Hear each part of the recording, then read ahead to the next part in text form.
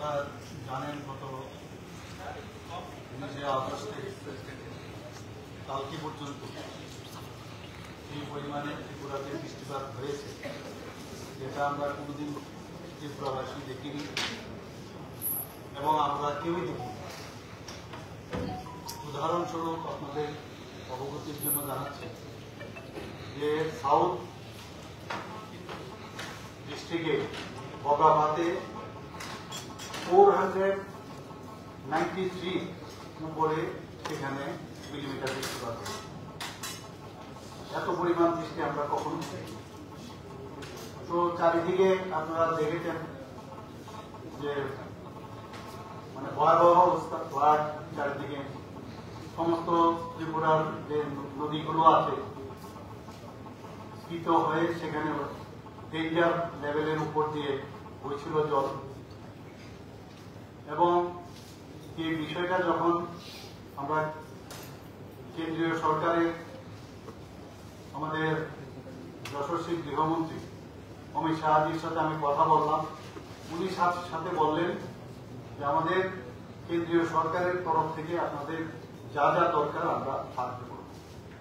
সাথে সাথে আপনারা দেখেছেন উনি হেলিকপ্টার পাঠিয়েছেন, এনডিআরএফ থেকে আরম্ভ করে সমস্ত যারা এয়ারফোর্সের লোক এবং বিভিন্নভাবে উনি আমাদের সাহায্য করেছেন।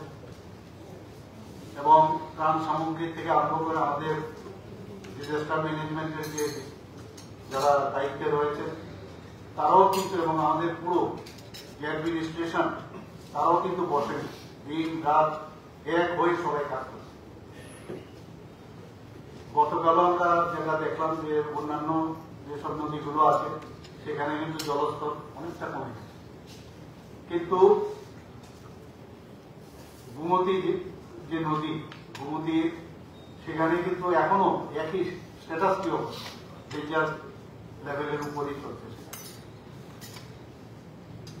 এখন পর্যন্ত আমাদের কাছে যা খবর আছে সেখানে প্রায় 24 জন এখন অব্দি মারা গেছে, 2 জন এখনো মিসিং আছে, আর 2 জন আহত হয়েছে।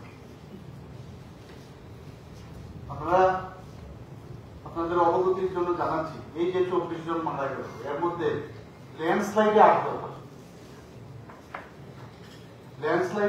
জন, আর জলে ডুবে বা ড্রাউনিং যাকে বলি 5 জন, আর হাউস কলাপস করে 1 জন। আজকে এখানে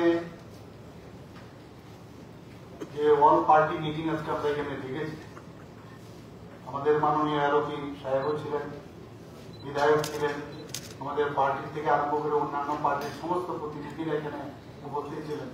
এইসব বিষয় নিয়ে আজকে এখানে আলোচনা। আজকের তারিখে পরিস্থিতি কি সেই বিষয়ে ওনাদেরকে প্রথমে আমি অবগত করেছি। আমি ওনাদেরকে ধন্যবাদ দিয়েছি যে গতকালই আমরা নোটিশ করেছি, কিন্তু সবাই যেমন কোন পার্টি নেই, অলমোস্ট সব পার্টি প্রতিনিধিরা এখানে এসেছেন।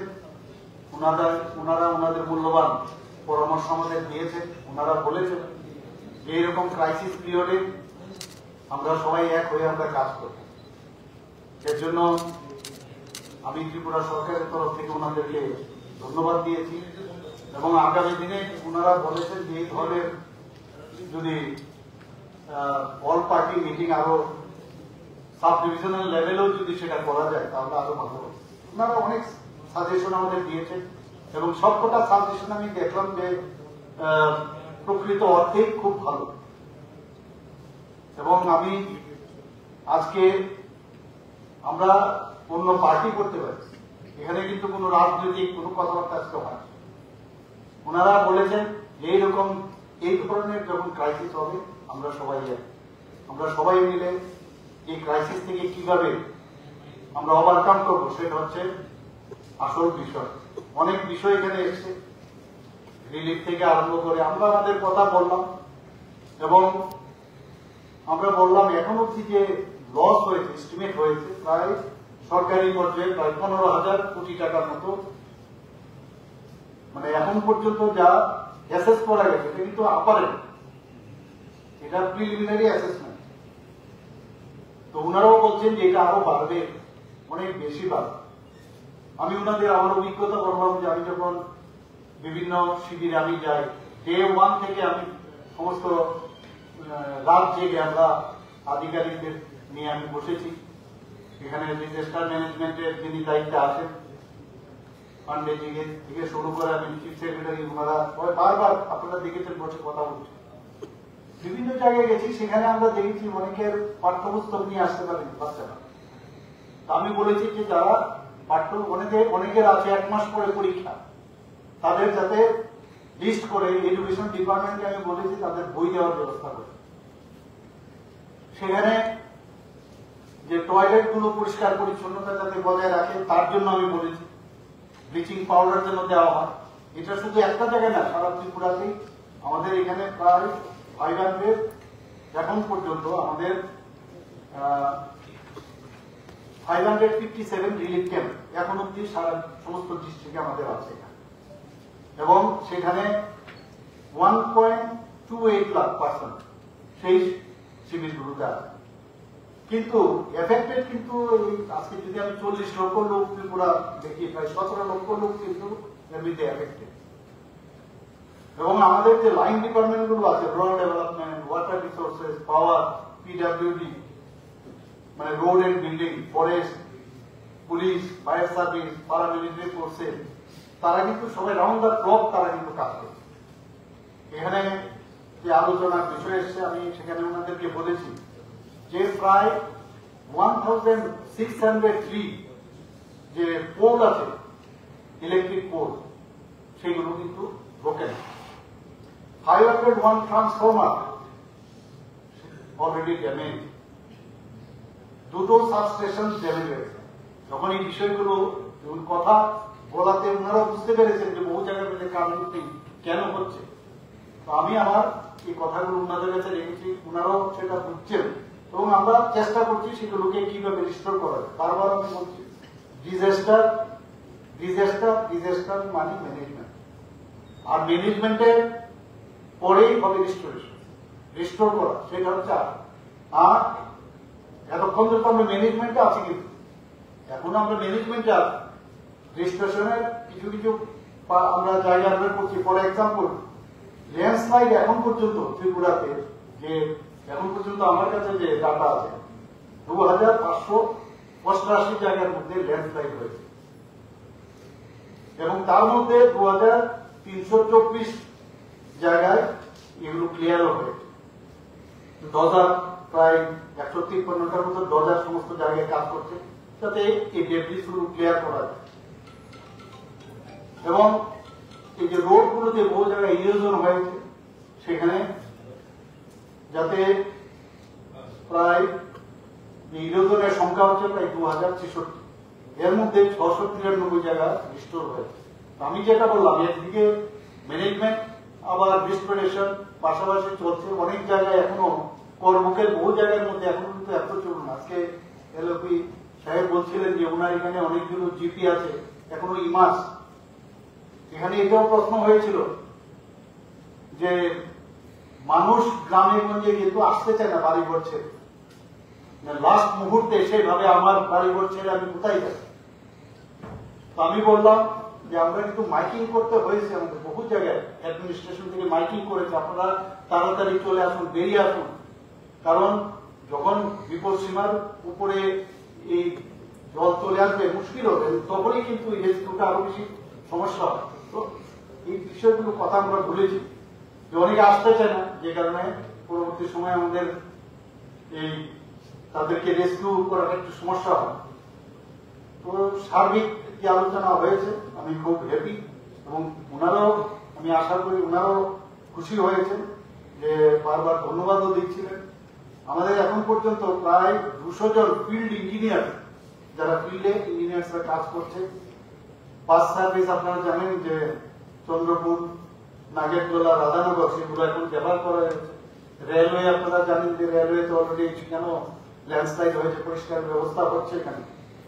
আর আমি গতকাল মাননীয় ফুড মিনিস্টারকে আমি বলেছিলাম যে আপনি একটা মিটিং করুন, নিশ্চয়ই আপনাদের সাথে যে বৈঠক উনি করেছেন, যারা বিজনেসম্যান আছে এবং যারা বিজনেসের সাথে যুক্ত বিভিন্ন সংগঠন, তাদের সাথে কথা বলার জন্য উনি করেছিলেন যে কোনো অবস্থায় যেন দাম বেশি না হয়, মূল্য বৃদ্ধি, সেই বিষয়গুলো কিন্তু আজকে এখানে আলোচনা হবে।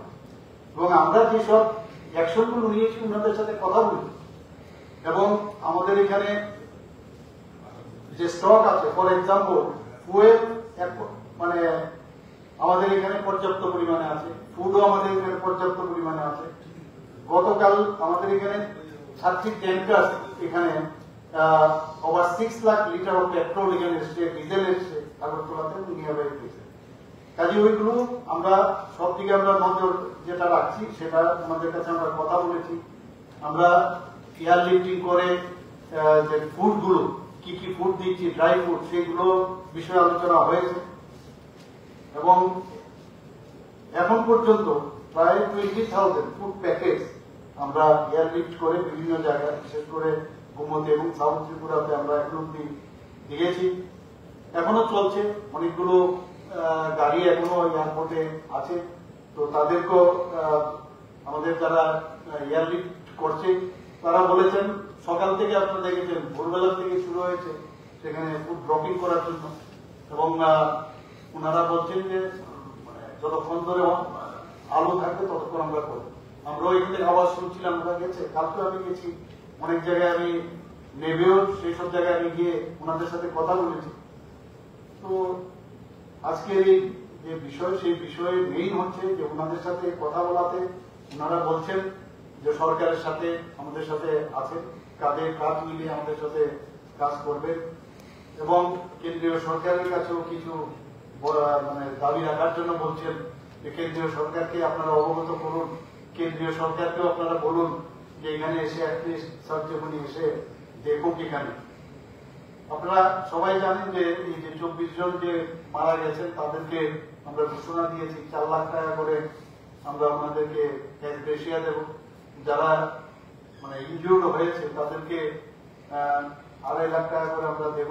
তো এই বিষয়ে ওনারা বলেছেন যে আর একটু বাড়ানো যায় কিনা, বা তাদের যারা ওই ফ্যামিলি কোনো কেউ কাউকে চাকরি দেওয়া যায় না, বলছি এগুলো টেকনিক্যাল বিষয় এবং অফিসারদের বা আমার সরকারি যে বিষয়গুলো আছে এগুলো কথা বলে এবং আমাদের যে নিয়ম আছে সেগুলো দেখে আমরাও চাই যে সবাইকে অ্যাডজাস্ট আমরা যে সাহায্য সেটা আমরা করি। তো সার্বিক আলোচনা ফ্রুটফুল হয়েছে, বাস এই কারণেই ওদেরকে কালকে আমরা বলেছিলাম আসবার জন্য, ওনারা এসছেন, এর জন্য আজকে ওনাদেরকে আমি ধন্যবাদ দিচ্ছি।